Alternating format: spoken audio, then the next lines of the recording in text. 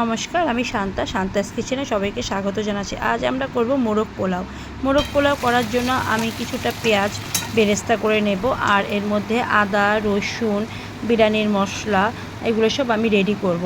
এই তো আমি 3টে মুরগি নিয়েছি। 3টে মুরগিকে আমি 4 ভাগ করে নিয়েছি। এই যে পেঁয়াজগুলোকে আমি বেরেস্তা করে নিচ্ছি, আর এখানে আমি মুরগির মাংসটাকে ম্যারিনেট করে নিচ্ছি। এর মধ্যে আমি গরম মশলার গুঁড়ো, নুন এবং সামান্য লঙ্কার গুঁড়ো দিয়ে এটাকে আমি মাখিয়ে রেখেছিলাম। পেঁয়াজ বেরেস্তা যে করেছি সেই কড়াইয়ের মধ্যেই আমি মাংসগুলোকে একে একে হালকা করে ভেজে নেব। আর এই তো পাশে চুলাতেই আমি মাংসটাকে কষানোর জন্য সব রেডি করে নিচ্ছি। তো এর মধ্যে আমি গোটা গরম মশলা, তেজপাতা, পেঁয়াজ এগুলোকে ভালো করে দিয়ে আমি কষিয়ে নেব। তো এটার মধ্যে আমি দেব 3 চামচ আদা এবং কাঁচা লঙ্কা বাটা, আর এটার মধ্যে দিচ্ছি 2 চামচ রসুন বাটা দিয়ে আমি ভালো করে মশলাটাকে কষিয়ে নেব।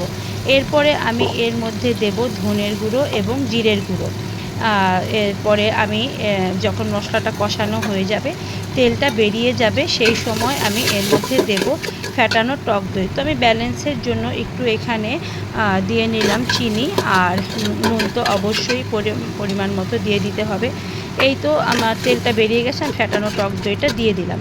তারপরে এরপরে ভেজে রাখা যে মাংসগুলো সেগুলো আমি দিয়ে দেব মশলার মধ্যে। আর আমি যে চালটা জলে ভিজিয়ে রেখেছিলাম, গোবিন্দভোগ চাল, এটাকে আমি স্ট্রেনারে দিয়ে আমি জলটা ঝরাবো। এই যে বিরিয়ানির যে মশলাটা করে রেখেছিলাম সেটা আমি দিয়ে দিলাম। দিয়ে ভালো করে 10 মিনিটের মতো কষিয়ে, সামান্য একটু জল দিতে হবে, 10 মিনিটের মতো কষিয়ে আমি মাংসগুলোকে তুলে রাখবো। মাংসগুলোকে তুলে মাংসের যে মশলাটা থাকবে সেই মশলাটার মধ্যেই আমি গোবিন্দভোগ চালটাকে কষিয়ে নেব। আর এখানে আমি কিছুটা ভাজা পেঁয়াজ রেখে দিয়েছিলাম, সেই পেঁয়াজটা দিয়ে আমি ভালো মতো মাংসটাকে কষিয়ে নিলাম। তো এর মধ্যে আমি দেব এখন একটু কেওড়া জল এবং গোলাপ জল। আর এরপরে আমি এই যে মাংসগুলো তুলে রেখেছি, মশলাগুলো যে এর মধ্যেই আমি চালটাকে দিয়ে 5 মিনিটের মতো ভেজে নেব।